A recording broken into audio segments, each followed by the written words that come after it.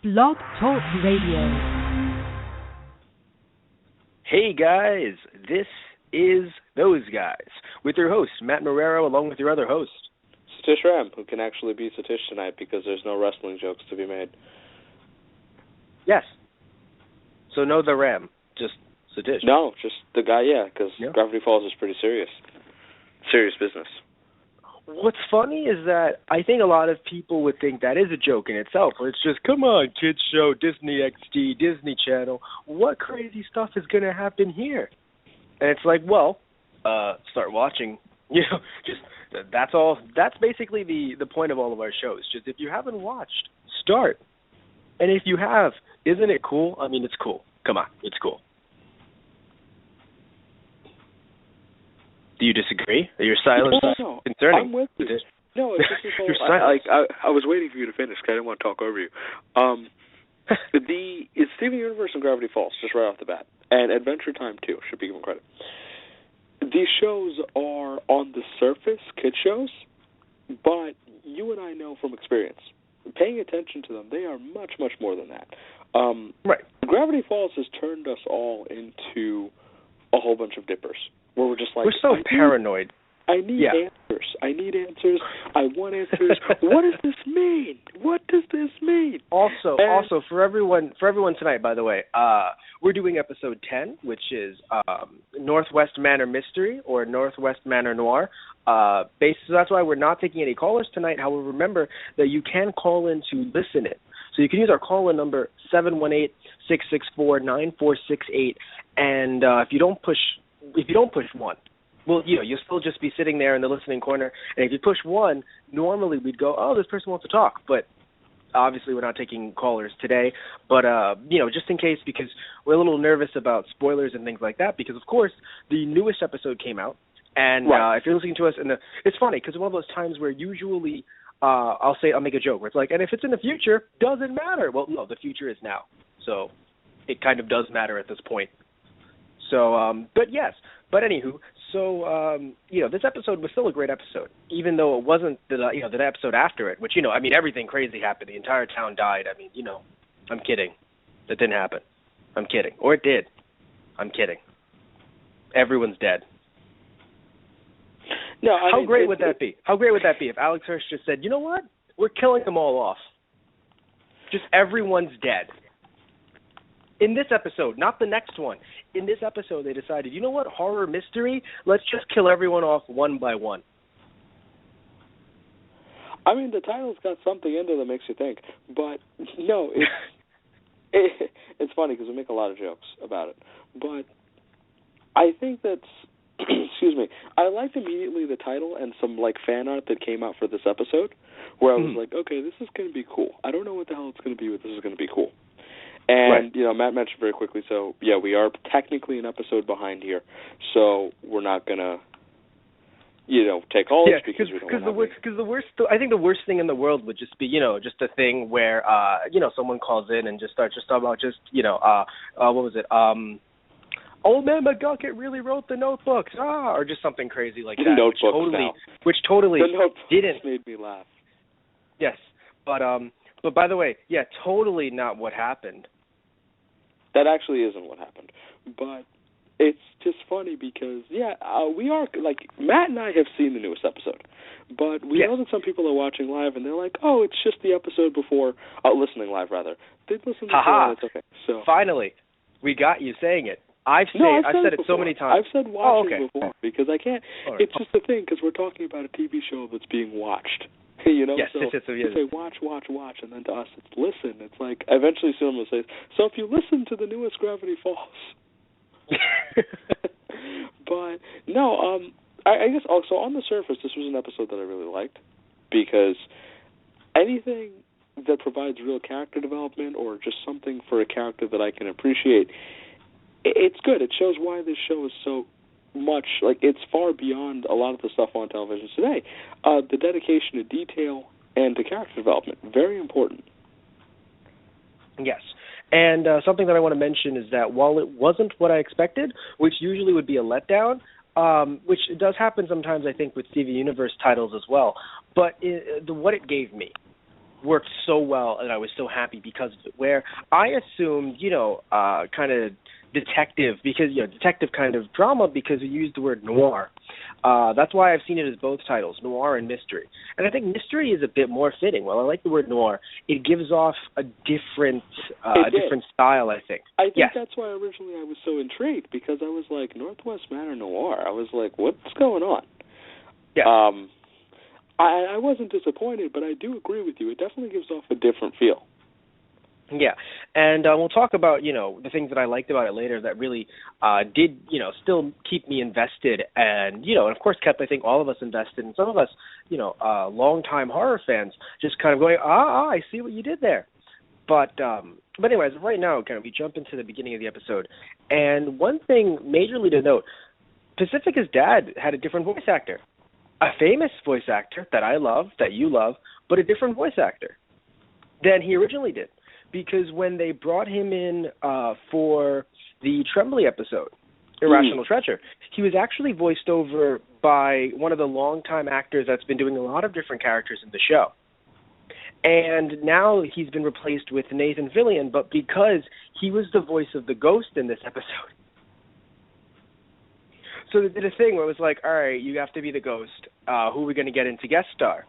And then they brought in Nathan, who has been, main character Firefly, Captain Hammer, Green Lantern, not live-action Green Lantern, animated Green Lantern. He's also in Castle. If anyone sees Castle, I hear Castle's a good thing.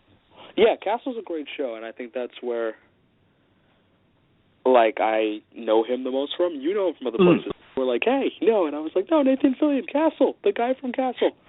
It was great. It felt like we were coming in from two different sides, where you had to remind me about Castle, so I'm just giving you everything, and you're like, but Castle. And I'm like, yeah, sure. It was the funniest thing. You had everything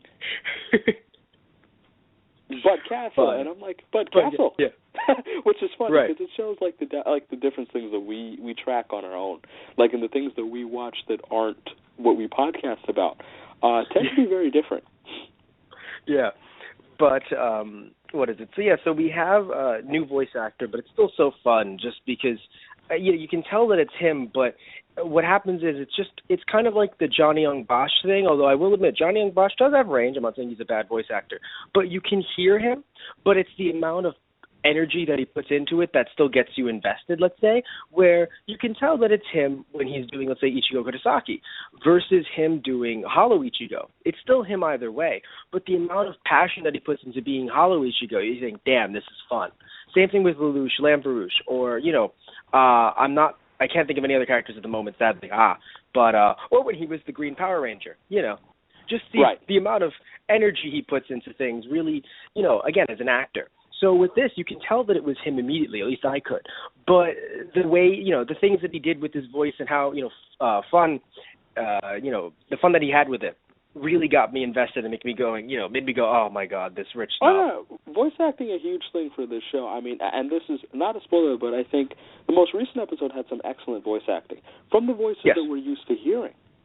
So it can really sell something for me. And I think, not even just talking about Gravity Falls, but the idea of voice acting, it's one thing when we have someone playing a part in person, but you have to get yourself into a moment. You got to really set yourself oh my God, I need to get into this pompous asshole thing, but just my voice is fine. It's fun, I think. Yeah. Well, that's why I enjoy doing it myself. His character is such, Pacifica's dad is such an ass. My God. Oh yeah. And it's one thing when you find out this character was really a nice person all along, right? Stuff like that happens. Like Pacifica, right? Where we look at her as someone terrible.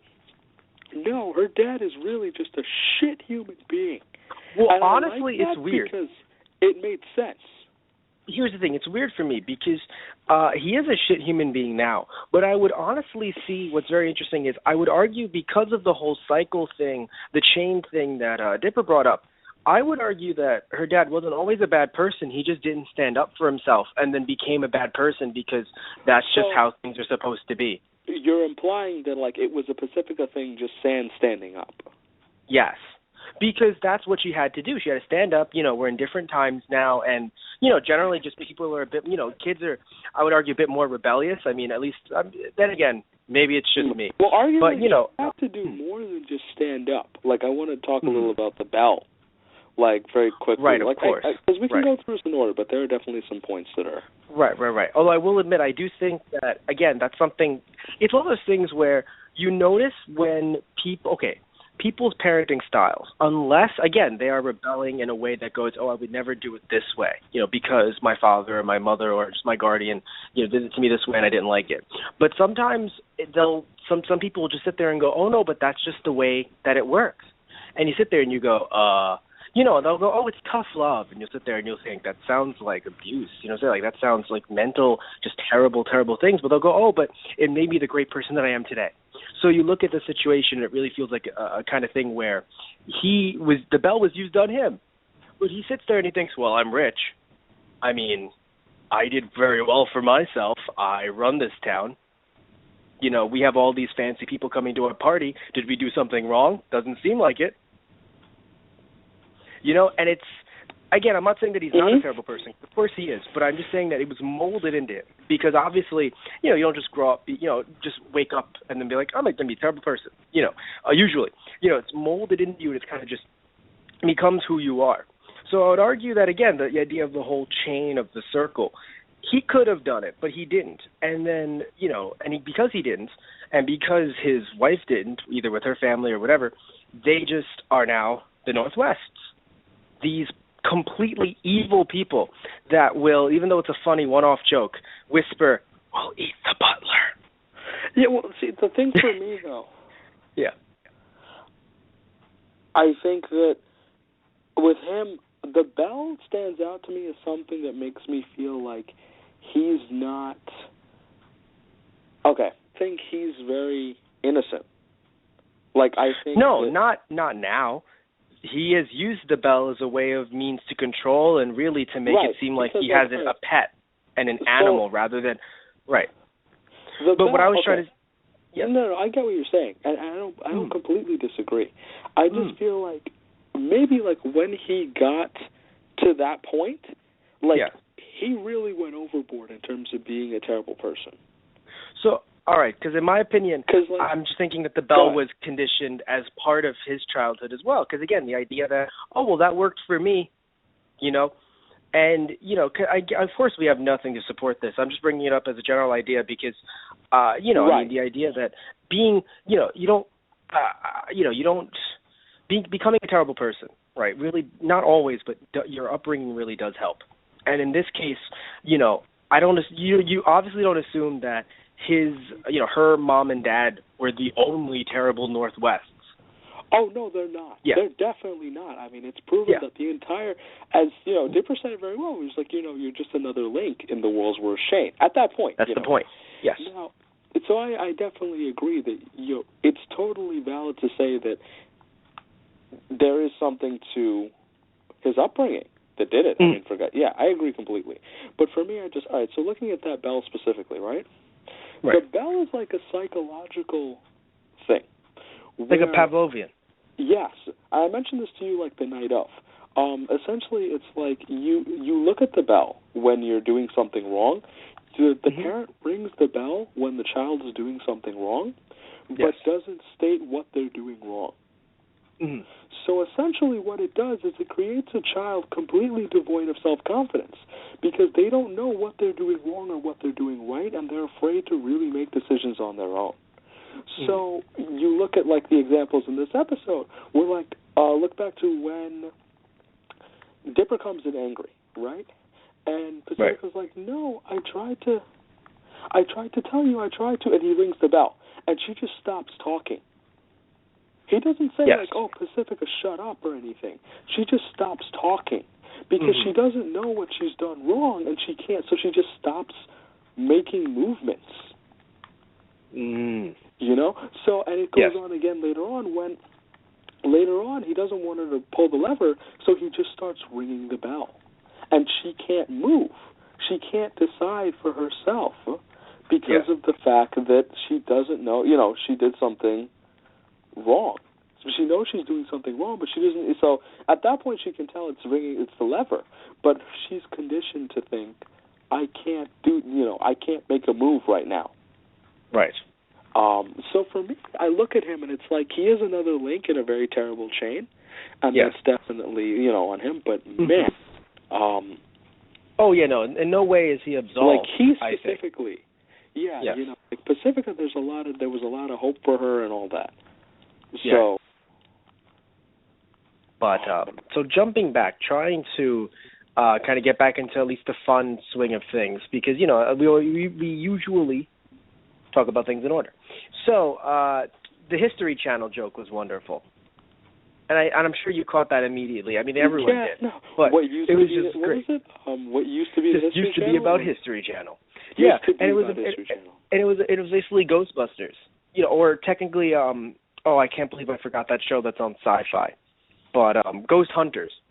Yes, it was like a Ghost Hunters show, but it was on the History Channel because, I mean, History Channel's really gotten nuts, I think. Not dissing the History Channel, but I use nuts in the sense that, a bit like how people refer to as MTV used to have music, where now History Channel just talks about space and things and theories and just, some cool stuff, but not necessarily history.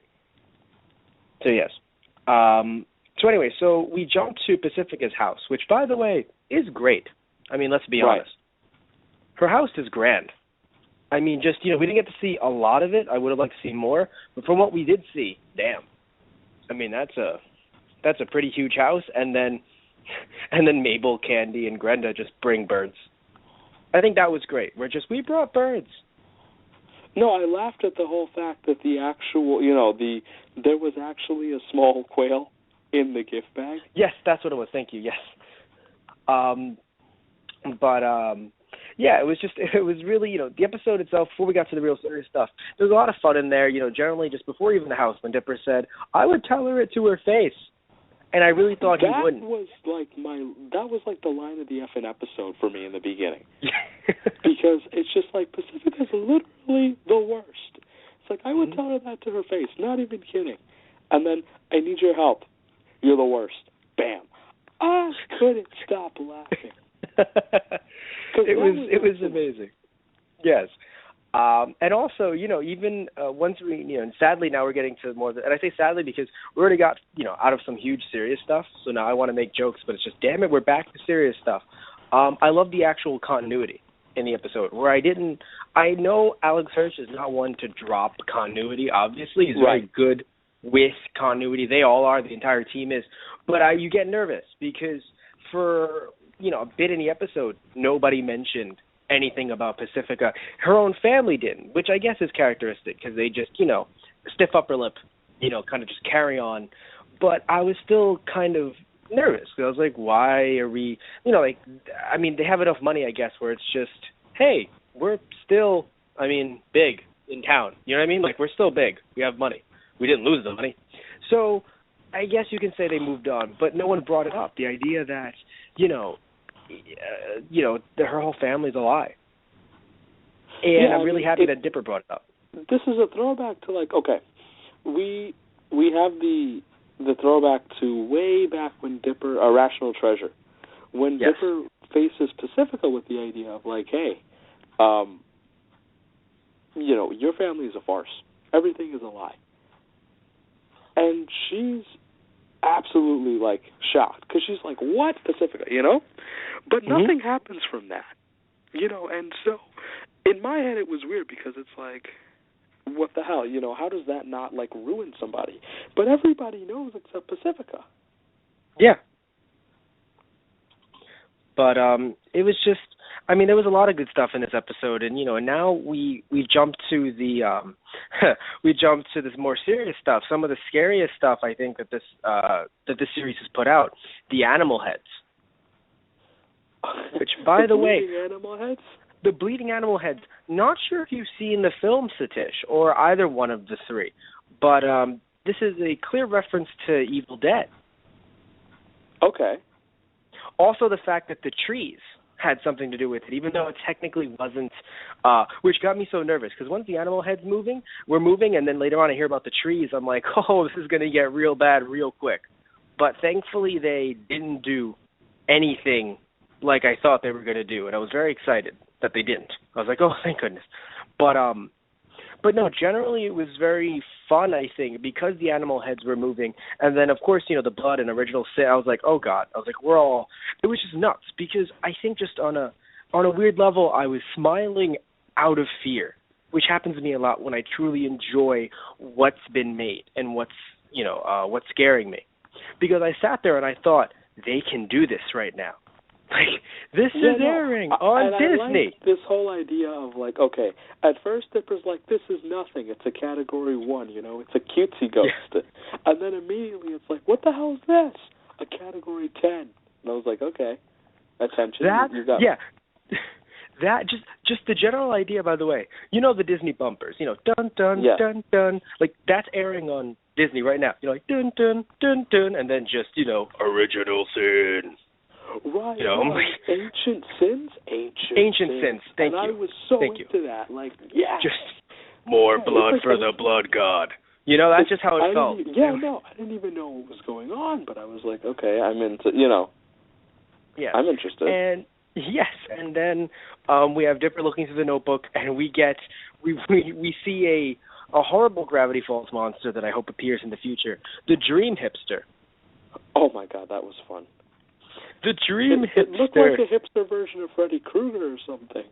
It just looked like Freddy Krueger. That's what's great. It just looked like Freddy Krueger, but with spoons and forks and other utensils instead of the knives, because I guess that, wouldn't fly.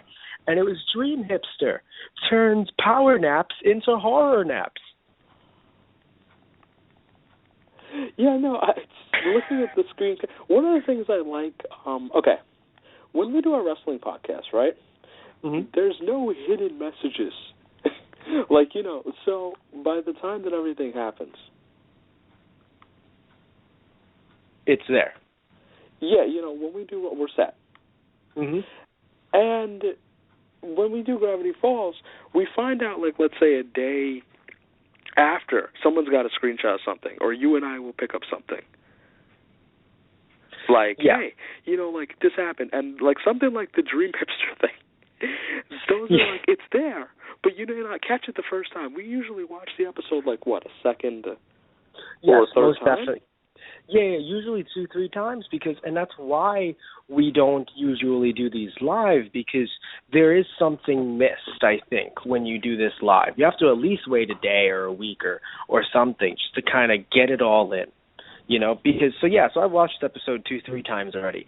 And what's even greater is that now that we know about, at least the Dream Hipster stuff is a bit different than the different codes, the ciphers and things like that, because with the ciphers, that really takes time. Where with this, it takes, you go, wait, what was that? And you can use your DVR, and I really enjoy that. Because it's a young staff, they understand the use of DVRs or, different kinds of ways of accessing the media so that you can pause and that you can kind of, rewind and things like that. And really putting these little hidden things in there that, this is how you develop a fan base. If Valence Hurst came out with a book that said how to develop a fan base, this would be how to do it. Because arguably, the kids will eat up anything. Right, technically. I mean, if you want to just go along with that logic, kids are just going to eat up whatever funny, cool animated thing is thrown in front of them, right? But then how do we get others? Because kids grow up, and then they might not go back. They might not, they might sit there and go, I remember this show with fondness. Go back and go, man, that was terrible. None of this is good. That's happened to us a few times, I think. Yeah, I mean, it I does forgot, happen we've had discussions where it's like, man, that was cool. Even looking at Attitude Era Wrestling. We were like, man, that was cool there we go. As a kid. And Attitude Era Wrestling, for those of you listening and who don't know wrestling, it was widely considered, for a lot of people, the best era of wrestling. But looking back on it now, and financially it was a big thing, and there were a lot of really good things to take away from it. But there was a lot of sexism, a lot of terrible ideas being promoted as okay. Yes, and, So for the two of us, that's a bad thing, obviously, and hopefully for many of you, that's a bad thing.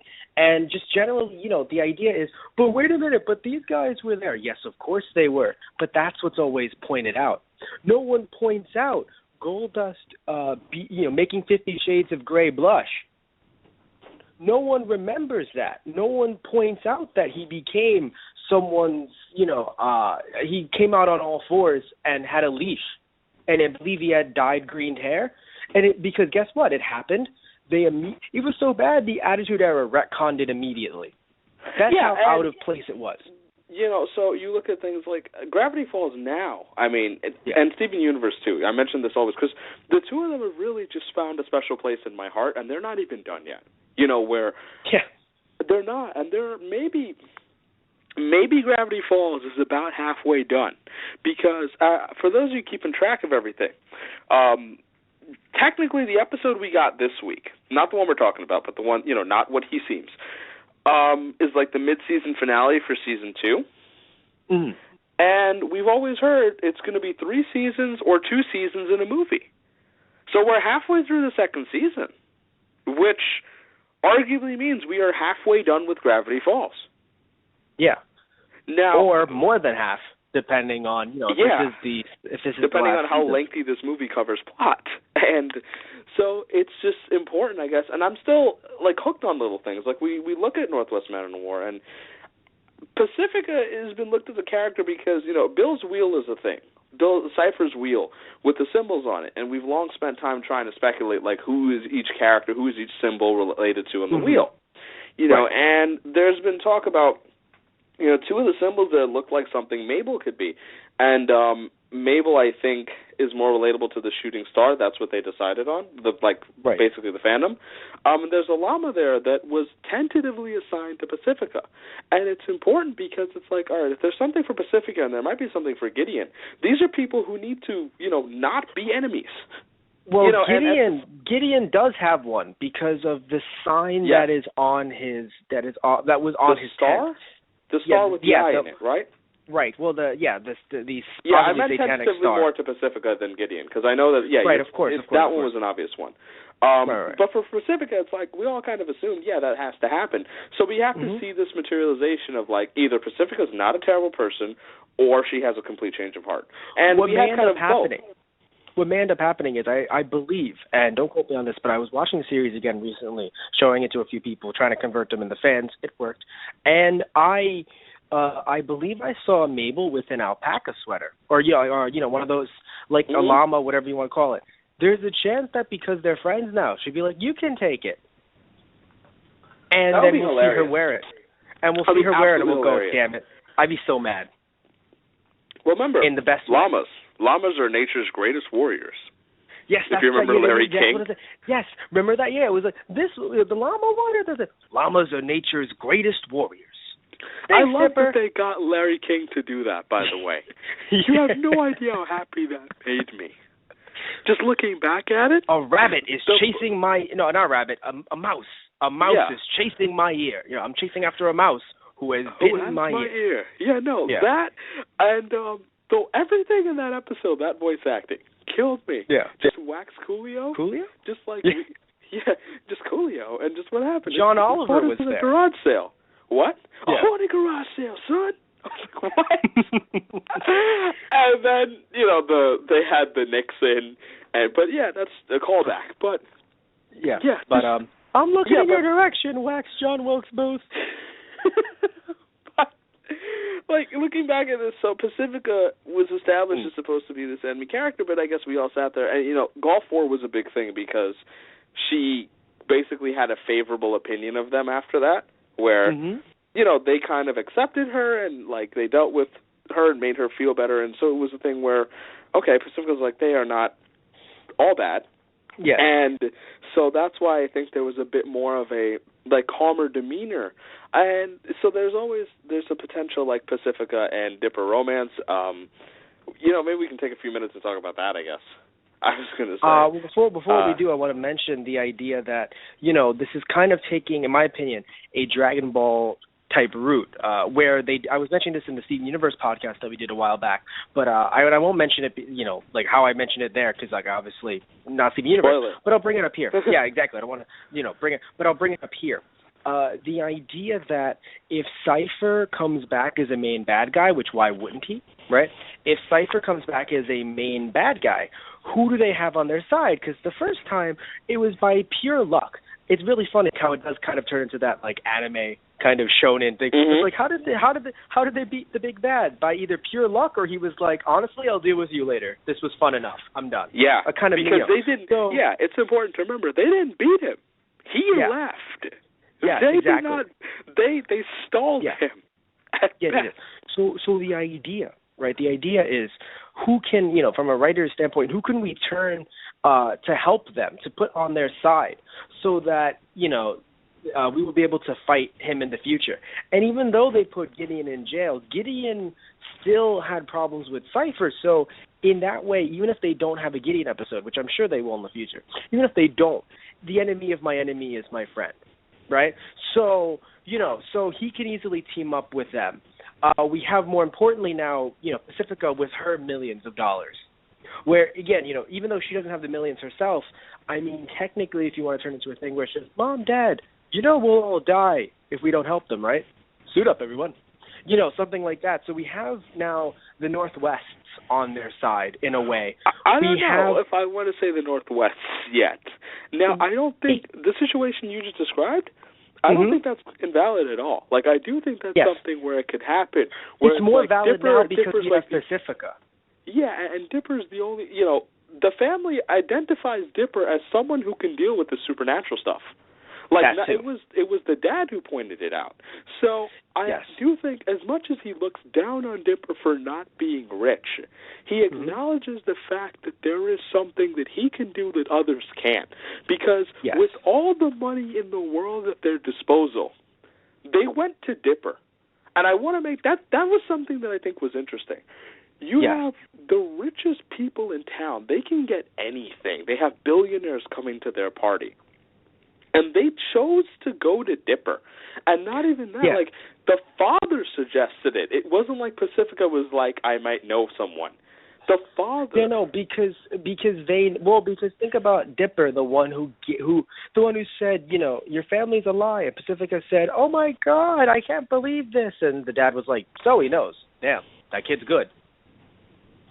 That kid's good. He found out. And now there's also, you can make the counter argument to me that Dipper, because of recency bias, because other people may have done this, but because of the Society of the Blind Eye, that people didn't know. And what also, I guess, reminds me of that too is if you remember the Society of the Blind Eye, one of the 5 main memories up on that pedestal thing was Pacifica's dad. Interesting. What's his first name again? I keep slipping. Nathaniel? No. Yeah, it's Nathan or something, right? It is. So I think it is. No, because in my head it's Nathaniel Northwest was the one who, quote unquote, founded Gravity Falls. Yeah, he was the one who was the. But I'm not sure. But for the moment, since I can't remember the name, it's slipping me. Mr. Northwest. Yeah, Pacifica's father, Mr. Northwest. Sure. His name, I believe, was on the 5, the cornerstone thing of memories. Mm-hmm. And so it makes me wonder what he has seen or what deals he's made and all this. So I think, they went to Dipper knowing everything. So it could be recency bias because, now it's being publicized. There is supernatural shit, and Dipper's dealing with it because it was in the newspaper, as an effect of, hey, Society of the Blind Eye is no more. But I don't know. They went to Dipper, and that's important to me because it shows that maybe, in a doomsday scenario, they might do what you said. Yeah, I really do think that that's what the show is doing, is kind of building up an army to kind of help. Because, of course, it's like, the town has to help. But, they have the time to build up somewhat one by one. At least the people who can help. I mean, look at Old Man McGucket. And that's something big to help build an army. A guy who can. We didn't even get to that part yet. No. I know. I'm only bringing it up because when you watch episode 2 again, the Legend of Scuttlebutt Island, it's hilarious how it's just I'm going to build my own device. The Gobblewonker, thank you. Yes, but I always Scuttlebutt Island. That still makes me. Yes, it was Dipper, Butt Island. Did you know that Scuttlebutt actually a term for rumors in the Navy? Correct. Yes. So in other words, it's Rumor Island. That made me laugh. It was just the idea of but anyway, hearsay. So stuff goes on here. Yes. Yeah, no, but anyway, so the idea was just, I'm going to build my doomsday device, and you're like, oh, crazy old man. No. I mean, he did build the actual... a genius. And it's just great how... As far as that, because you got the entire Gideon Rises arc. He built the giant Gideon bot. So it's just, there's a lot of, I love that they kind of kept it going where it wasn't just a one-off joke like how some other shows would. And again, it's a fun joke, but how some other shows would. Just, no, we're kind of foreshadowing you and you thought this was a kid's show and you weren't taking it seriously. Whoops, that's on your part. No, that's your fault. So anyway, so before we move on into the episode, you wanted to mention Dipper and Yeah, because we've got Pacifica. a little time. So, I mean, you want to just this is I don't have an opinion on it. This isn't like a Steven Universe, the Stephen Connie thing. That's so you can't argue with that. It's a fact to the point they write it so well that it's like you have to accept it or you're wrong. Yes. I'm sorry. But, so here in Gravity Falls, romance not really a thing for Dipper. I mean, because he had the thing for Wendy, but they closed that off. And actually, since they closed that off, it hasn't really been touched on. And I'm not saying that in a bad way. I'm saying, like, they basically were like, shut it down. And they really shut it down. And so I don't know how I feel about that. Like, I don't have an opinion on it. What I do have an opinion on is the fact that they're sticking to their guns. So now we have Dipper in a more age-appropriate romance here, potentially with Pacifica. And this is a thing people have shipped, because Mabel, of course, was always like romantic interest. And we had a couple episodes with her romantic interest taking the forefront. So having one for Dipper here, I mean, it was indirect, but obviously Pacifica doesn't have many real friends or anyone to talk to her, so the fact that Dipper happens to be male here, you know, this could be a thing. And here's the thing for me. I'm not for romances for any characters unless the show makes it explicit. I mean, just for me personally, I don't want to feel as if I'm fitting things that may or may not belong. Because for me, and I'm not gonna say that if anyone, does ship people that the show doesn't explicitly ship that they're bad. Not at all. You do your own thing. You rock what you rock, and that's just fine. There's nothing wrong with that. No, but for me, off the ships that I've heard, my God. Oh my God! Just what is it? Just Seuss and Stan. I've never heard that one, but I actually have. Seuss and Stan. You want to know what their couple name is called? Stan. I'm okay with this. All right, fine then. You want to be picky? We'll call them Seuss. Shit. No, but seriously though, it would be like Sue Ann, actually. Sue Ann. No, but why are we? My name is Sue Ann. But anyway, no. But all jokes aside, so yeah, I'm not trying to put down anyone who ships things that the show doesn't exclusively put in themselves. I just personally don't like to do it because I feel as if it's me looking for things. Fine, not dude. saying that you are, Matt but it feels like Matt doesn't ship, but feel free to ship if that's your thing. Correct. But anywho, point is that I wasn't shipping, though I will admit it was really funny how Alex Hirsch made tweets saying like, oh, so now that Wendy's out of the way, it's time for Dipper and Pacifica. And I was like, oh, God. Like he's just, making this joke. And then all of a sudden this episode comes out, which I really wonder. And I really wonder, dude. And, I think we've talked about this on the air before. We definitely have. If they don't know when certain episodes are coming out. They don't. And they don't. Yes. Hirsch had an interview after this last episode that came out, Not What He Seems. And they talked a little bit about, like, the decision to, like, air the episode that they did. And he talked a moment about, like, basically they can decide, like, the order, but Disney basically tells them, oh, you're going to have a hiatus. And they can't really fight it. Like, when the hiatus is on, they can fight to try and make it shorter.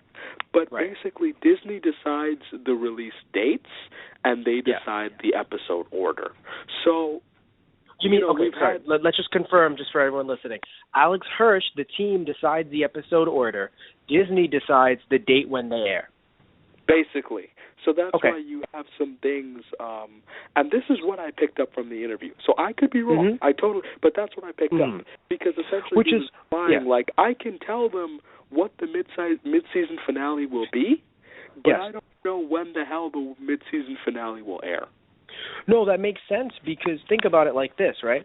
The episode that just aired, not the one I'm talking about right now, the episode that just aired was definitely mid-season finale level. But from what we're hearing, from what you told me at least, so you could have been wrong. We could have new information. The next episode is coming out in a month. It is not. It is It not. was confirmed further than that, by the way. Okay, thank you. So how far? That was also in the interview. Okay. The only thing we have. So, by the way, if you're not caught up, catch up and see the mid-season finale, and then wait till summer, because the only information we have is summer 2015. I mean, as long as it's June 1st, I'm good. 4 months isn't the worst. I mean, it's not even 4 months. We're in mid-March right now. So April, May, originally there was talk about it being in April, something like April 18th. But apparently that was scrapped, and it's like summer. Good. And I say good because I will say this much. It's good because it's long enough of a break, but I would argue because of some of the other hiatuses that we've had, or just the general you don't air week after week, I think it's cushioned the blow. Where I really think they would have waited 6 months. To it. I think it's funny because you look at the forums, or like even just the Reddit, which I think is actually, a really good place, the subreddit for Gravity Falls, for theories and just getting stuff together. Right. You can look at the subreddit and you can see the people are reacting kind of calmly, where it's like, okay, just summer, right? Because we've had like the worst hiatuses for the show, and the show began just addicted as hell. Let's talk about it like this. Season 2.5, the show has been going on since June 2013. Wait. So we're 13? halfway. I think that's correct. I'm going to check. Something in my brain. Yeah, no, it's 13, yeah. Yeah, so, the show has been on for almost 2 years, and we're about to start the second half of season 2. No, then that can't be right. Because that would mean we've gotten too much. No, we've gotten too less. We've had these random hiatuses, and we haven't had large, what is it? We haven't had large. So I'm going to say 2012, but remember, let's check. No, we have these humongous gaps for like one episode. Because you think seasons, and you're like, oh man, that's like 30 episodes. And the first season 22. was what, 20? Yeah. Yeah, we had a huge gap. I know, it's bad. But anyway, so, but like we were saying though, so yeah, that makes a lot of sense because of course you saw that, I forgot which episode it was, but when they had that crossover with Rick and Morty had been done for a very long time. Right. Okay, I was right. I was right in the sense that I was wrong. It began in 2012, Satish Ram.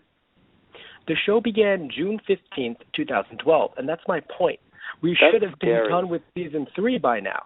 But because of these large gaps, and I totally get it, because you don't want to take all the milk out of your cow. You know what I'm saying? You don't want to just drain it dry and then just be like, all right, we're done. But these hiatuses have been pretty scary, and I think that, everyone working on this understands, like, hey, okay, hiatus, fine. I mean, it's a mid-season finale. I think that's why things got changed, because they originally thought, April's great, but everything's pushed in a way where it's like, all right, we can't release a new episode in a month. It would take the impact out of everything, So, but still, though, it cushioned. But well, no, we want it in a month. But anyway. So jumping back into the episode itself, let's get to some fun stuff. And I say fun as in like funny stuff, shall we? There were crows following the old mayor. They were just crows, just minding their own business, waiting for him to die. I laughed so hard because he was just, it's okay, they're with me. I was like, my God. Also, if you didn't notice, that was Alex Hirsch again. I love his ability to kind of insert himself as characters that don't necessarily, they're not all like, Grungle Stans or, Old Man McGucket. Just, hey, general one-man character. But it's fun because... But what's terrible though for me? Like, mayor, like I look at the mayor and immediately my head is thinking of like conspiracy theories. Because that's what Gravity Falls is doing to me. Where, like, the mayor's, like, old and looks like he's beat down. And in my head, it's like, that's going to become plot relevant. Look at everything he does. No, I was going to say he's actually 35. He's been hit with the mind, the mind thing so many times that he's actually 35. He's the youngest mayor to ever hold office. And what was his name? Mayor Fuffle stuff? Or, like... I don't remember. I just remember the things that happened around him, like the Crow and the Grim Reaper. Just the ghost? So, you're the Grim Reaper, huh? Been waiting for you. I laugh. It's just something that cracked me up, the idea that, he's, like, looking forward to the Grim Reaper? I was like, this is ridiculous. What? Once you get to that age, apparently you're just like, well, I mean, it's going to happen, so when? And it's just, so now? But anyway, so one good thing about this episode, not too much jokes, but still, I love it. One joke and then completely serious again. I like how they were able to show a good job of how revenge isn't always right, but also don't jump to conclusions, since we're all led to believe that the ghost was bad. So it's the kind of thing where, like, hey, listen, ghost, you're not, revenge isn't right. But we're also really sorry that we didn't hear you out because we were so scared about the whole blood animals thing. Okay, so, like, with the ghost, right? Mm-hmm. I legit thought he was tricking Dipper at first. Yes, me too. Like, I in my head, I'm like, he's tricking Dipper. But it fit. It made perfect sense that he wasn't. Because you think of the beginning of the episode, and they were prepped. They knew what was coming. So, like, in my head, I'm like, But I thought he was trying to trick Dipper, where he was just trying to, like, convince him. But he wasn't. He was, like, a legit, honest ghost. And the reason, people are like, well, what? She was really angry and evil. Well, yeah, because 150 years he gave them a chance. Which is another... Family, 150 years. That's true. And another thing, too, I would like to add is the fact that the idea that also, which a lot of recent media has done, which is also really cool, either the idea of giving a villain, a backstory that isn't just, ooh, spooky, evil, right? Also the idea that, just because he's the ghost doesn't, the people are technically worse than the ghost. I mean, of course, again, revenge is bad, ghost is bad. But the people... Speaking of the ghost, by the way. Yes. Yeah. Mm-hmm. His design, wasn't it really, really... When he was melded, like, onto the bone and the fire, like, first off, the axe thing was crazy, because the axe was on his skull. The axe that killed him. I love the axe, because, the axe being on his skull is just fine. Because he was an apparition, there was no person that it was on. It was okay. It was like the idea that in Ninja Turtles, I believe it was 2003, or even any of the other, just a lot of different TV shows, right? I'm going to impale this guy with my samurai sword. Whoa, hold up, buddy. You can't do that to a human being. Oh, no, but they're actually ninja robot foot soldiers. Oh, if that's the case, decapitate the motherfucker. Please. Mm-hmm. It's great. Once you make something not, quote-unquote, a person anymore, you can do anything you want. So the axe is in his head, right? So it's like, that's fine. But what I think was nuts about it was that they were able to show how the story of how the axe went into come at him. But of course, which I totally get, by the way, can't show the axe going into his head. Yeah, no. That's the thing. When people they get so much done with the censors on this show, which is beautiful, like the loopholes. Upset. Like I'm not upset. Because that they didn't show the axe. No, I'm amazed. Like, I'm actually okay with it though. Like I'm okay. Yeah. No one should be upset. They should be amazed, and frankly, they should be very pleased with whoever went up to the censors and said, "So what you're saying is we can't show directly an axe going into someone's head." And they said, "Of course, that should be obvious. But you're saying exactly the moment." Yes, you cannot show the exact moment. And then the censors saw this and said, "That's sly, motherfucker." No, it just reminds me.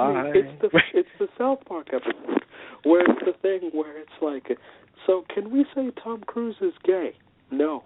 Can we say Tom Cruise is in the closet? No. Can we actually trap Tom Cruise in a closet? Yeah. And then can we say he's in the closet? Well, okay. Like, it feels like it's one of those things where it's like, can we show the axe going into his head? No. Can we raise him up with an axe on his head? Yeah. Can we make it so that people know exactly how the axe got there? Are you going to show it? No. Okay. Like, it's one of those, like, loophole compromise things that works awesomely. Yes. No, it's just, there's just a lot of just creepy, crazy things, and I've seen this in some Japanese stuff, too, where it's just, Japanese horror, for kids, mind you, where it's just like, oh, no, they're going to, this is going to happen, but they don't show it happen, but it's happened, so you're like, oh, my God. And it's like horror for children. See? It can still be horrifying, just not, gory, which is totally cool, by the way. Because we don't need gore. We don't need, crazy levels of gore just to be scary, Right, I agree. Because that ghost and his formation, I think, was enough. Like, just watching him be formed was so cool. Yeah. But anyway, jumping back to Pacifica's dad, which I wanted to mention before, but we kind of got not off topic exactly, because we're still talking about the show. So we were mentioning that he was a piece of shit and all this stuff, but I want to say to you, being someone, you and I, being two people who aren't, 1%ers, did it also sting you really, really bad and just kind of hit close to home when he said, your kind isn't welcomed here, or your kind isn't welcome here?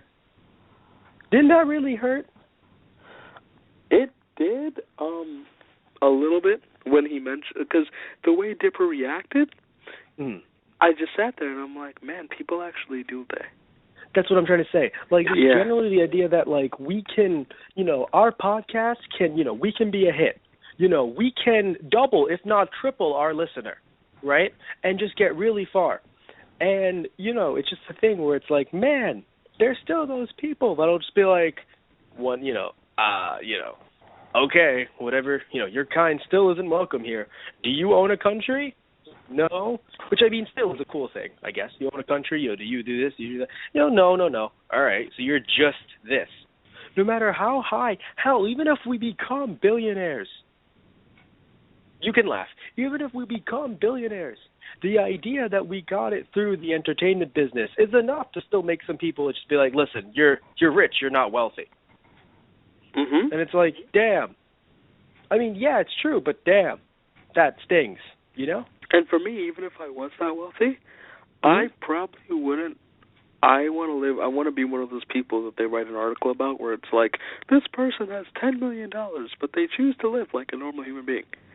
And I say normal in the sense of, like, middle class, because it's like, I make the joke, but it's just in my head, it's like, extravagance is kind of like overkill for me, and like, so am I not going to be really wealthy if I'm not extravagant or, like, open about my wealth? Who knows? Exactly. But, of course, like, don't even know if I'll get there.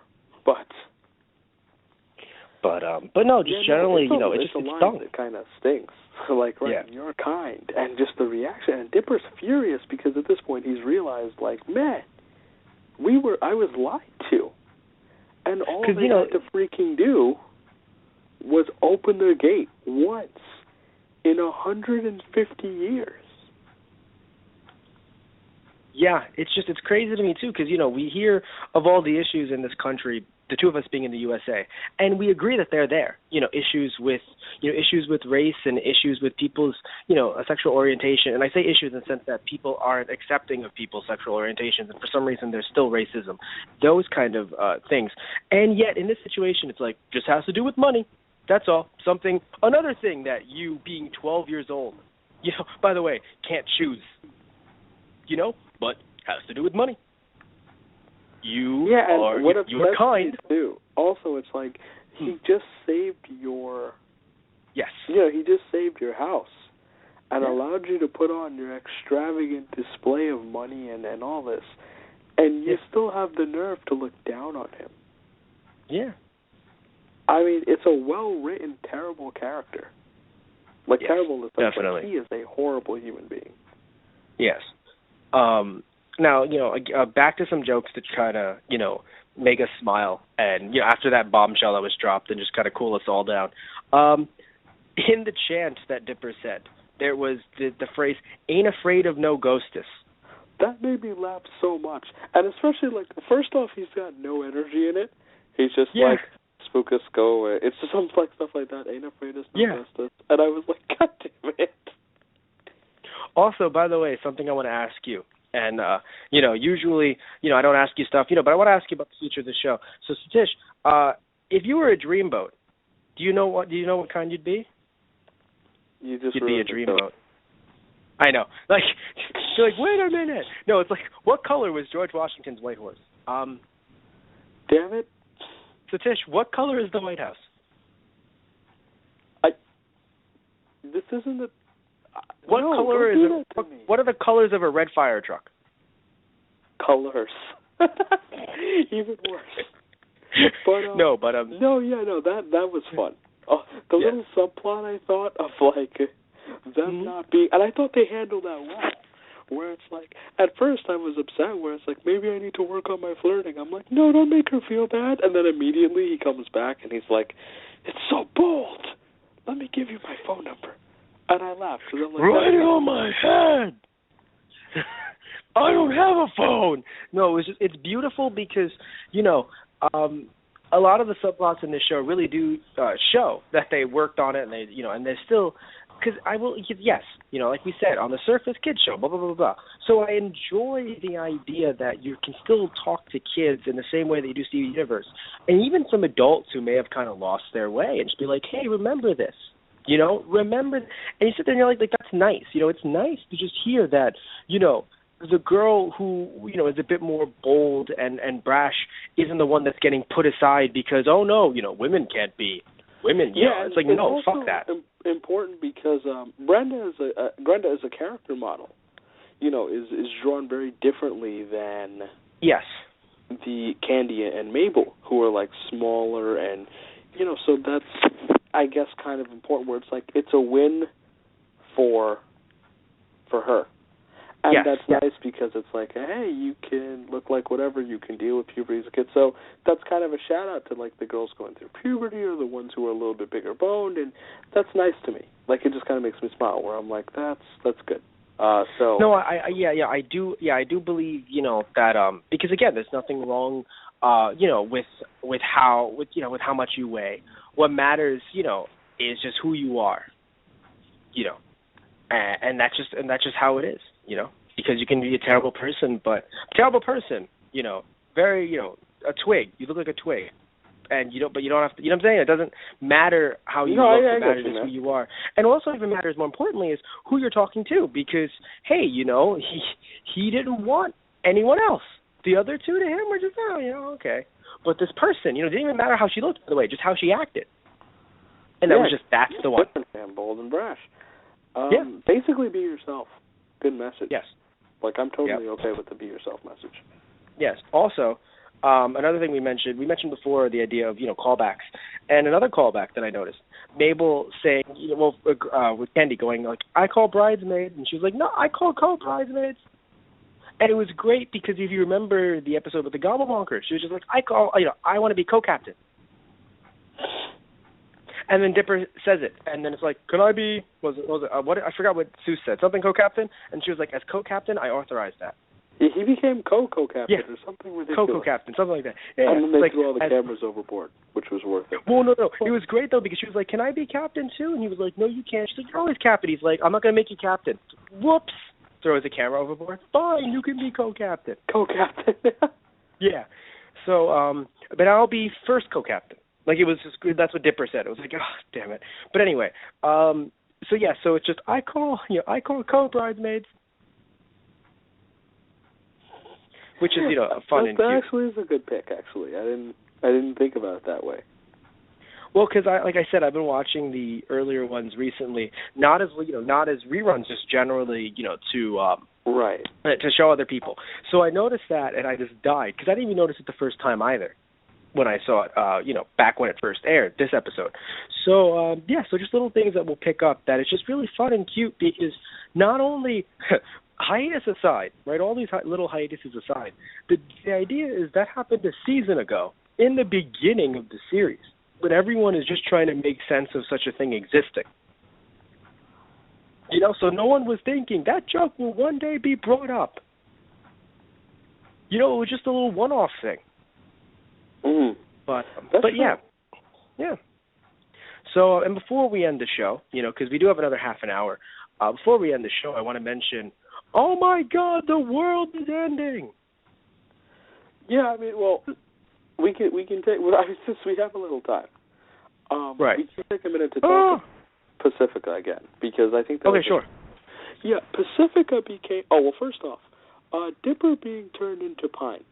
Well, wood. Mm-hmm. Maybe pine. Mm-hmm. I want to believe it's pine for the sake of that joke, but being turned into wood. It was a throwback to the pose that the shapeshifter said he would take. That's interesting. At the end of the shapeshifter episode, yes. He says, "This is the last pose you'll ever to make," and when you die, indeed what he is caught in. So relevant. I thought that was really cool, in my opinion. I wonder if it's one of those things where, like, you know, something goes into your subconscious, and then you just do it without realizing it. And I think you know what I mean. Just, you know, it's like, you know, the idea of, it's also kind of turns into a weird, like, Oedipus Rex kind of complex, where, like, this is how you die. No, it won't. And it's just like, you know, you're paying so much attention to the fact that, let's say, you'll get hit by a car, that you're not looking both ways, and you get hit by a car. Just that general idea. Mm-hmm. Where it's just, he got caught in that pose, and I was just like, oh, my God, he got caught in that pose. That's funny. That's another thing. That's something I didn't notice, which I'm sure Reddit helped you with that. No, I actually saw it immediately and wanted to see how many people noticed it. And there was a lot of people who noticed it, like, look, this is the last pose. And I'm glad. Because that was one of them that I actually caught, and I was like, dude, that was so cool. But also, that's amazing. What was really cool about it was the idea that after that, Pacifica became the hero for a moment. Yes, I was very happy about that. Pacifica saved the day. And I really like when we have moments where it's like the main characters, not that they fail, but that someone else is saving the day. Because, like, Dipper being turned to wood along with everybody else there was goddamn scary. Yes. It really felt like it was just, what's the next episode? This is the end. Like, you know, like, I don't think this next episode is a finale or season, you know, series, mid-finale, whatever. It's the end. This is the end. Mm-hmm. Yeah.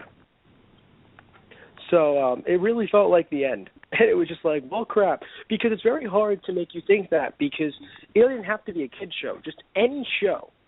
You sit there and you're like, all right, the main character isn't going to die. And even someone's like, but Game of Thrones. Well, no, technically, you know, it's hard to find specific, like, one main character in that show from what I've seen. You know, it's kind of like, it's just a story of them all. So they're, in a way, all expendable, if you will. But in this show, you know, but in certain shows, it's like you go, oh, yeah, the main character, so they're not going to die. You know what I'm saying? Like, what? They're going to die and then someone else is going to replace them? It's going to be a terrible thing. The show will tank, you know, and then it'll be done in the next season. So you always have that feeling in you where you know what's going to happen. It's not even like a trope. It's just a general fact, right? So you sit here, but once he turned to wood, I was like, crap, who's left? I was like, who? I was like, what army? In my head, all I could think of was Grunkle Stan. For some reason, I was like, Grunkle Stan. Okay, Stan bails them out of situations. Yeah. So that's not an irrational thought. It's just, I'm really glad that Pacifica got to do that. Because not only does it make us appreciate her more, and it comes in the face of when she was basically distraught. Yeah. Because she had to face the fact that not only was her family the worst person in the world, but up to that point in her life, worst people in the world, she was encouraged. Okay, thank you. I didn't know if I heard that right. I was like, maybe I didn't hear that right. Her family was the worst person? Yes, okay. Right. She was encouraging it. She was a part of it, which is terrible. Yeah. And that's the huge issue where, you know, they really crafted this episode very well. Because, again, I mentioned Dragon Ball in the sense that, you know, if anyone doesn't know and everyone, you know, because, I mean, there are some people that are huge fans of, you know, the anime Dragon Ball Z, so they didn't really delve too much into Dragon Ball. But the general idea is, if you remember, Goku had a lot of villains who became his friends.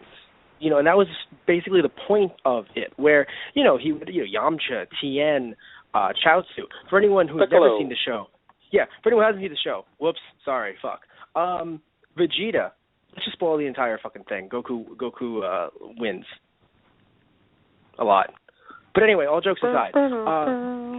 Right. But anyway, so Goku and Goku, Vegeta, and of course, Vegeta was really the only one. Like, that was the only guy that they thought, you know what? Let's let him kind of turn with them, and technically Boo, I guess, but still, turn with them. And then the rest of them are just all villains: Frieza, Cell, Android. Then again, actually no, 16 turned. So I think once per season, once per villain arc, they were like, you know what? Let's make one guy turn good. Let's just make one. But anyway, seriously though, the idea though is that Goku makes friends, even out of his enemies, because of his kind nature and blah blah blah. And of course, eventually, these friends help come together to help fight whatever enemy that is the true big bad. So this was a very good episode in reinforcing, as I mentioned earlier, where, you just made an entire episode based around Specifica to make her nice, to make another, good person in town who has resources. Where I love certain characters, like I love Lazy Susan, and I love, even like you think of Manly Dan, you're like, but he's strong, but not in the way they need. Unless you're going to turn the whole town, in which case it's cool. But if you're going to just turn specific people, you don't really need Manly Dan as much as you need Pacifica. Agreed. And the things that, because it's not even a money thing. It's a resource thing. She has access to things that nobody else does. Not even based on money, just based on name. Yeah, and on top of that, we don't know the significance of the wheel yet and what that means. Like, are those the people that can stop him? Are those people needed for him? We don't know. But she's sacrifice involved. Or something Most crazy. Likely she's involved. So it's important to just keep that in mind, I think. Most definitely. But and again, just generally, it's just like a nice little thing. Great way to make new friends and kind of bring the show into I guess it's weird because we go deeper into the town, so we see the underbelly, but at the same time, they're able to juxtapose it with, him making more friends, and and Mabel making more friends, and possibly Dipper, making, like falling into some kind of relationship, or at least general like a like thing with, Pacifica. Yeah, I don't know what's going to happen there romantically or not. I do know that I can identify. It seems like we have an ally in Pacifica now, and that makes me happy. Most definitely. But because we need that. Yeah, rolling it back to what you were going to try and touch on before I gave Pacifica a whole bunch of random compliments. The end of the world! That tapestry was the coolest and scariest effing thing. And what is it doing in their house? I think it's one of those things where they just like, oh, this is beautiful art. This is beautiful. It's called The End of Gravity Falls and How We'll All Die. What does it mean, dear? Oh, I don't even know. Oh, remember? And the most, no. And the most, what was it? And the most, was it expensive kind of laughing? I forgot. Or just obnoxious laughing. It was like, oh. Right, but I mean, it's just this kind of pompous you're going for. But yes, I think it was pompous laughing, yeah. But it's just a thing for me where I don't like to let anything in Gravity Falls get by me, in the sense like, okay, we think that the Northwest probably had their memory erased a lot. We don't know what they did in their past, and there's a giant fucking tapestry at the end of the world. I feel like I want to make a connection, like there's got to be something there. Come on. I mean, you look at the way the show is made. Clearly there's plot holes left and right. Nothing's getting connected. All right? Don't worry about that Alex Hirsch guy. All right? He's just doing this to pander to everyone. Exactly that, right? See, you understand what I mean? Sarcasm. I'm sorry, what was that? I was busy saying sarcasm. I didn't hear you. You understand exactly what I do mean. Yes. That's why I'm worried, because you know. Something that I found really funny was the agents. When you see them in the end of the episode. Which, by the way, really surprised. Sorry about a spoiler here, but they did not. They didn't play as big of a part in the newest episode that I thought they would. I thought they'd play a bigger part. Well, but I mean, that'll be. I don't know. I mean, we'll see. You know, that'll be next episode talk. We'll talk about that. You know, Right. Whenever. You know, we don't want to. It's really funny because this is something that I usually do. We'll talk about it tomorrow. You're marathoning our podcasts. Hopefully, there's no concept of time for you. You know, like it's just we mentioned it so much that it's become a running joke in itself. Where it's just listen to us in the future. But anyway, it's like Futurama kind of thing, where it's just if everything dies, there will still be our show. You know, we'll just be frozen. It'll just be like, hey, we're podcasters in the future. It just reminds me of the SpongeBob episode of The Future when Squidward gets future. That's all. But anyway, so yeah, the agents at the end of this episode were great because for some reason when I saw the guy in the glasses and everything, it's weird because, okay, it looked like someone that you'd see at one of those parties if we were in the 90s watching, let's say, like an anime. I don't know, like it felt different in a way. Like it stood out to me, but I didn't think agents. But it stood out to me. But it felt like, it didn't feel like disguise standing out, though. So the second they go into the coat closet together, I'm thinking, no. And I was just laughing my ass off because I could tell and I just couldn't stop because it was just, and the whole idea, just why do you have to fight at parties? And then timbre. Just, I'm not even going to ask. I love that. Oh my God. But yeah, and then you end off the episode on a funny note. And do you know any of the codes that came up, any of that stuff that came up? Because I don't have it on hand. I did, and now I don't know them because I don't have. You can do that while I talk about how much I love this show. Do you want me to look them up? I mean, yeah, yes. I'll look them. Yes. I'll gladly look them up. Okay. Yes. So go ahead and talk to them, not randomly. Oh, no, I am going to talk randomly. I love this show so much that I would make a giant pentagram with a circle drawn around it and give up an arm and a leg to get more of this show, but not to sacrifice the quality in any way. I hate you. I would give up an arm and a leg, maybe a whole body. Sadly, I don't have anything.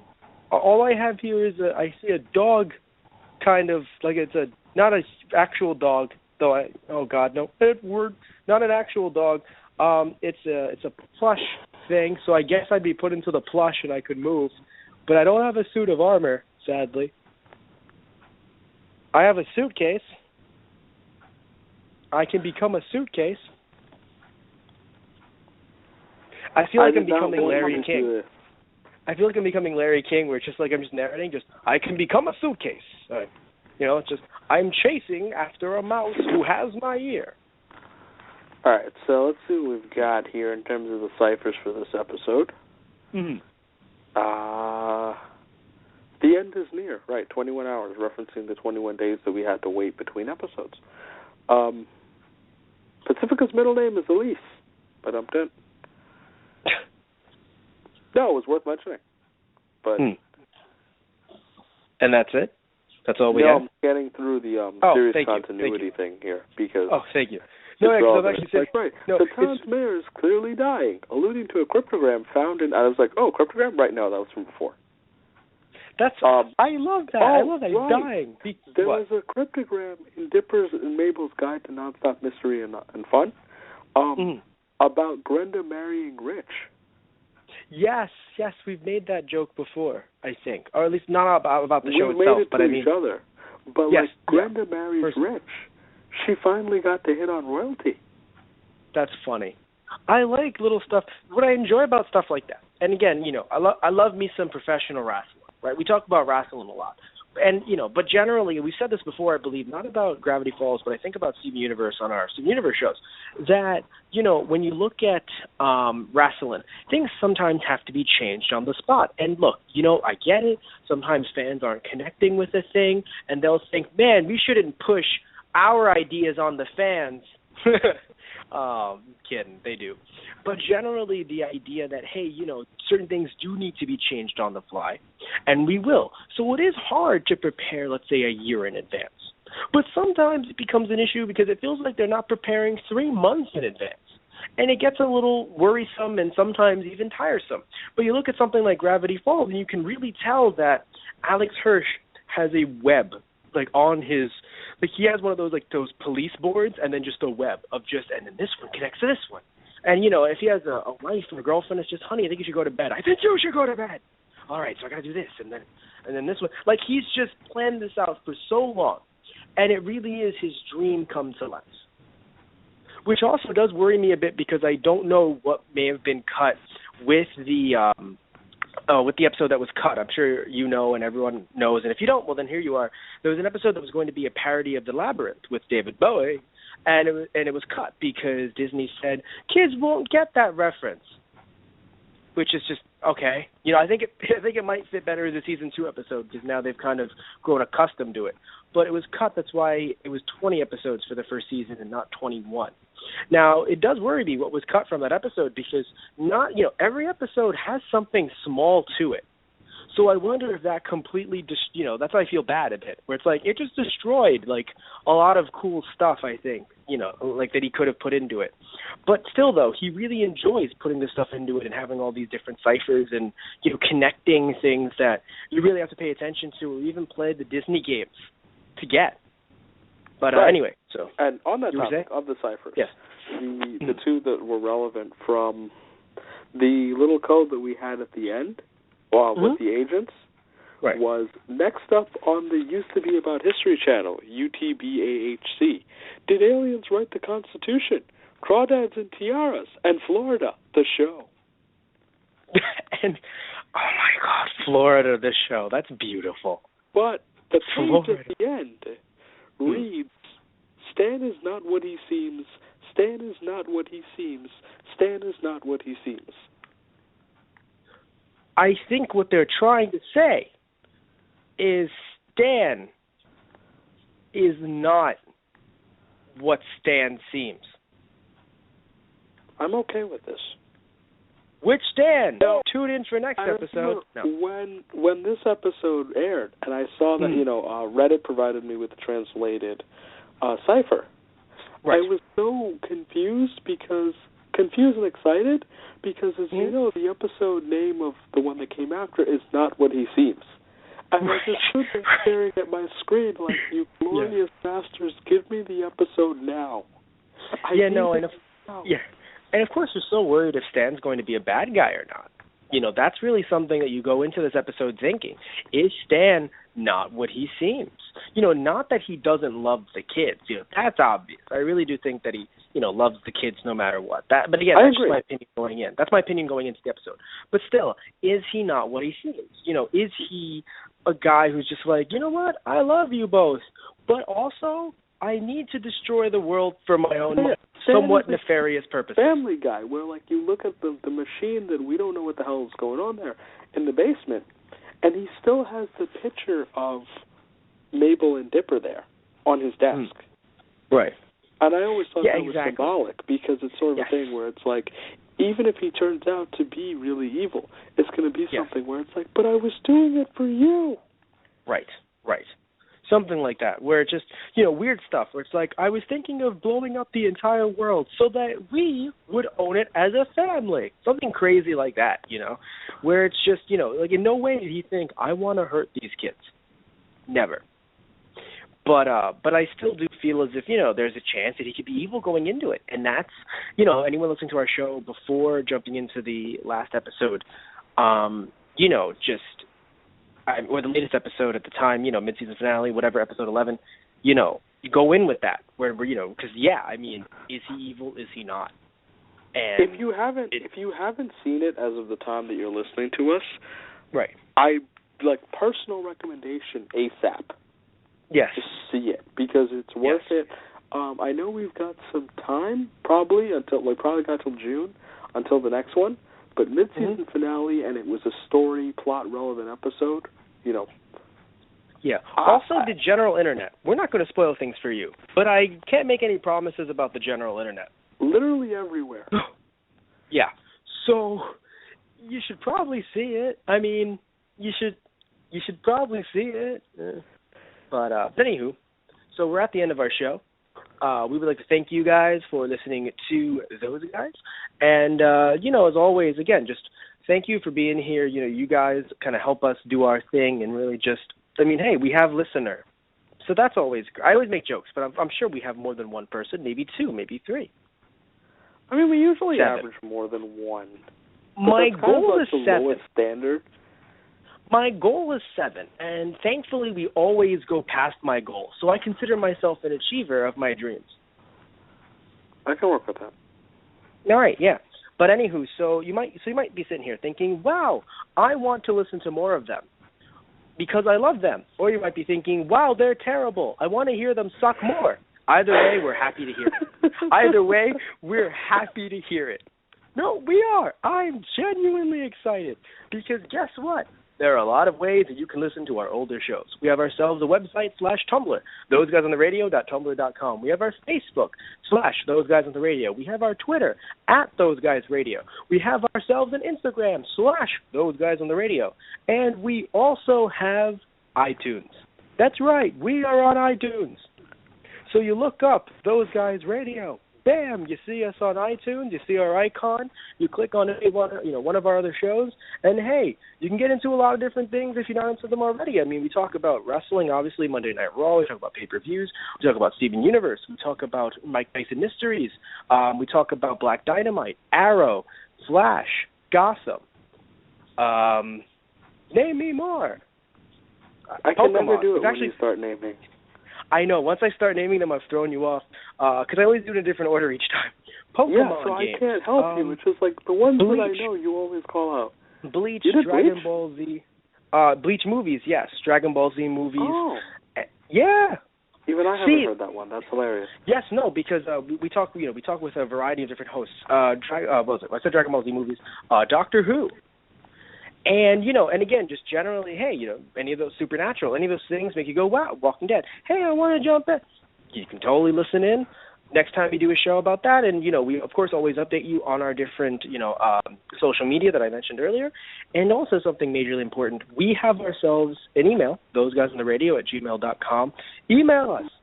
Same thing with, our Tumblr, if you want to say, hey, we like you. Or, hey, we don't like you, and here's why. Just generally, because we really want to hear from, back from you guys. Just, here's my criticism. You guys are too good. And we'll say, thank you. You know what? You are right. We need to work on that. Or just telling us, hey, can you totally talk about this show? And either we'll say, oh, of course, we've seen it. Or maybe we haven't. And you can help us experience, new things. And, and you can call in. Because, again, usually we do have callers. You can call in and talk to us about whatever show it is and go, hey, I'm the one who suggested the show to you. And things like that. We love interacting with our fans. So, yeah, here we are at the end of the show. Just a serious thing. Would you like to say anything before I end everything? Before the end of the world comes? I just hope that anyone who listens is willing to listen not only to us talk about other shows, but if you're a Gravity Falls fan, watch Steven Universe. If you're a Steven Universe fan, watch Gravity Falls. These fan bases there's a humongous crossover between them. And yes, as there should be. There's a relevance to them. There's a general. Matt and I do have generally diverse tastes, and we're kind of like podcast whores, where we'll podcast about almost anything we can. But I argue that if we like things, it's for good reason, and we put at least these two shows on one hell of a pedestal for a reason. So if I'm going to end it on a thought, it's that if you haven't tried any of these shows that we mentioned, or you've only had one, I say go for it. At least try one and thank us later. I just wanted you to say goodbye, but you just started talking about everything ever. You just start ranting. We had 5 minutes. I thought you were going to... See, I was hoping you'd make the joke that I just went on a huge rant. And then I go on rants for the entire episode. I was going to match it. That's that. So then keep on going. No, we're good. We have 5 minutes. No. I finished that. I finished the 5 minutes. I said that already. I'm not going to become repetitive. I'm not you. That is true. You aren't as good looking as me. I'm also not. I feel like. What? What? You're also not as what? Hispanic. I didn't hear you. The fans didn't hear it either. We should fight on air. We should take an entire show where you just fight on air. I am Hispanic. That is true. There's nothing wrong with it. It's not even a fightable thing. I'm not as Hispanic as you. No, you're wrong. No, genetically, I win this one. Me and biology won. You've won this battle, Mr. Ram. Next episode, next Gravity Falls, next Raw, whatever we do next, Steven Universe, whatever we do first, we're going to continue this fight. We won't continue the fight. I don't want to give anyone false hope and just get one more. Just get some. Wow, are they really going to continue? No, we're not. No.